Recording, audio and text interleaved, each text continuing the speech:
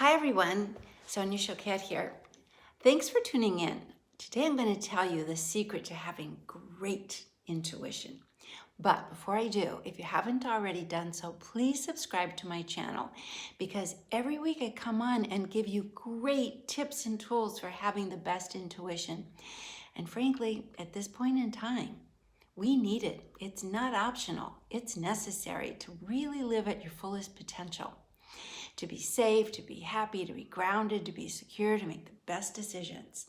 So let's get on to what is the secret to having great intuition? Well, here it is. You have to be honest.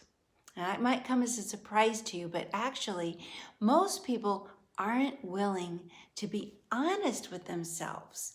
They prefer, instead of having the real accurate guidance, which basically gives you the feedback to tell you what is really happening, what is going on behind appearances, that is beyond what you're being told and what other people are saying, and really registering the true and accurate frequency. Most people just don't want to hear that. They would rather hear the fantasy reality, like, you know, that job you just applied for, it's the best job for you, instead of your intuition saying, be careful, that particular business is about to go bankrupt.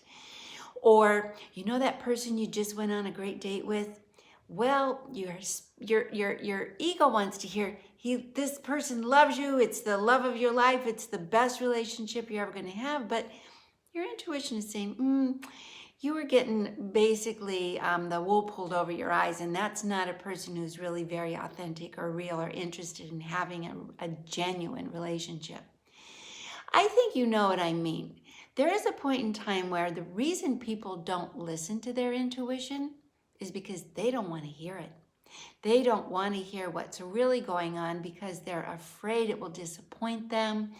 It will interrupt their fantasies. It'll demoralize them. And you've got it all wrong, because the truth is, intuition saves you the time, the disappointment, the heartbreak later that any true situation will ultimately bring about if it's not authentic and grounded and good for you. One of my teachers once said to me many years ago, anything authentic will withstand scrutiny. So if you don't have a good vibe on something, if you're not feeling it, instead of being in denial and just having positive thoughts, sit down with yourself and say, what is really going on? If I'm feeling some kind of a reservation, if I am feeling some kind of hesitation or some kind of question, I need to acknowledge that that is a real thing that has value, and I want to get to the bottom of it. Now, granted, sometimes that hesitation is just your own negative ego that's always expecting bad news. So ask yourself, is this my ego? Am I actually protecting myself by being negative from the get-go? If it is, your body will kind of give you an acknowledgement like, yes, it is. And there's this little, very subtle shift that will happen where you'll just kind of open up a little. There'll just be a little more space inside that kind of breathes like, yes.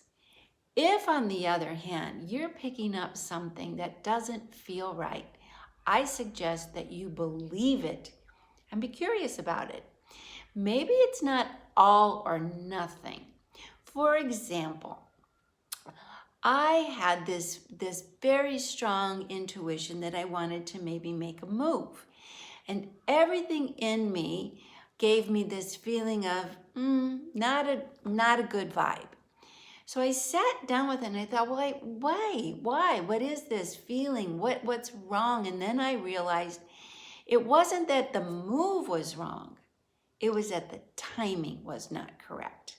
And as it proved, that I did realize that the timing was bad because my circumstances of my life actually changed, and I ended up making a completely different move than one I had foreseen at the time I was imagining or considering the first move.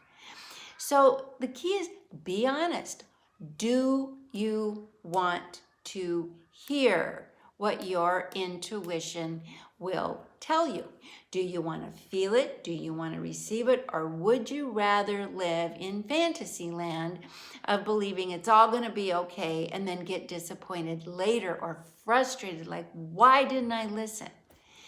So I always tell my students, if you want your intuition to work for you, do not ask questions that you are not prepared to hear the answer to. Because you're giving your inner self mixed messages. Your ego is running interference with your spirit, and your ego is trying to control things. So I always suggest that first ask yourself, am I truly available for guidance? Do I really and truly want to receive guidance? That is the game changer, because if you do, all systems go. Secondly, what am I afraid of? Ask yourself and acknowledge out loud, what am I afraid of? Am I afraid of disappointment? Am I afraid of being left behind? Am I afraid I'm not good enough? Am I afraid that what I really want can't happen? I think it's very important to acknowledge your fears and recognize those are fears. They're not facts. So get the fears out of the way, and the way you do it is by acknowledging them. Because it's not fears that get in your way, it's hiding them that starts to run interference with your guidance. Once you acknowledge them and you can say, okay, these are fears, they're not facts, then ask yourself, ask your inner self, are these fears legitimate? Is there anything about these fears that is a guidance and a warning and a protective feeling or vibration that's trying to get my attention? Because the kind of the primary intuition that anybody's going to receive is for self-protection, for survival, for safety. And of course you want to hear that. If something's not a good idea, or there's something about the situation that might be temporarily disappointing, but ultimately will protect you, wouldn't you want to know? For example, I had a client a few years ago, well, it was quite a few years ago, but it is coming to mind, who wanted to take what she called a dream job in San Francisco. She wanted to move her family out. She was going to become a position, a very high position in a startup out in San Francisco. It was creative. The interviews went well. Everything sounded fabulous. And yet, when she asked me about it, I said, well, what does your intuition say? Is it green lights, or are you getting some red lights? And she said, well, it's green lights. This is the best job ever. And I said, I don't hear that in your voice. I don't feel that in your energy. I actually feel that something's off. And I don't want to be a Debbie Downer. I don't want to ruin the fun. I don't want to rain on the parade, but something's off. So I suggest that you do a little more digging. You ask a little more, you get more information. Those are some of the things you can do. And then really truly turn it over to your higher self and say, this is what I always say to my higher self every day. It's a prayer, actually. Divine Spirit, move me in the direction of my highest good and the good of all concerned and the good of everyone I'm affecting. So she was disappointed with the conversation, but I said, are you surprised? There's a difference. She said, no, not really. There is something about this that is almost too good to be true. Well, she ended up not taking the job, and she was upset with herself and said, maybe you talked me out of it. Maybe I talked myself out of it. Maybe I blew it. But within weeks of her not accepting the job, the startup went bankrupt and the whole thing collapsed, which would have been a disaster for her and her family had she quit her present job and moved them all out to the West Coast from Chicago. So, want to know the truth of things, because that's what your intuition is. It's the truth of things. And if you want to be guided properly, you have to be honest with yourself and say, I'm available for the truth of things. I am available to receive the guidance that gives me an opportunity to make the best informed decision. Now, that brings me to my final point. You can ignore your intuition, but I don't think you should silence it. Let your intuition speak. Something's off, it's not quite right, but I'm doing it anyway. Something's off with this person that I'm going out with, but I'm going to go out anyway. Something's off with this investment. It doesn't feel proper. It doesn't feel fully in the flow, but I'm going to do it anyway. Because you do have free will.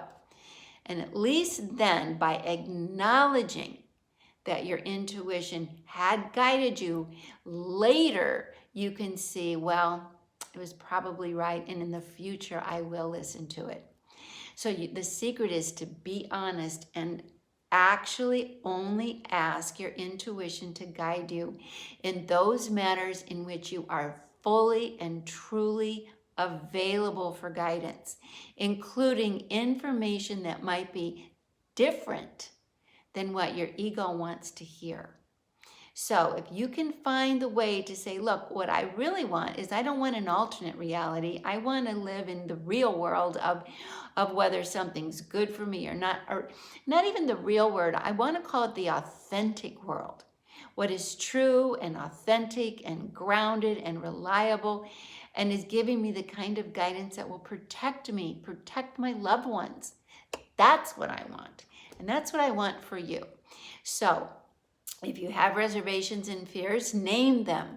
If you're feeling any kind of vibe, even if it's the most subtle little hesitation, acknowledge it.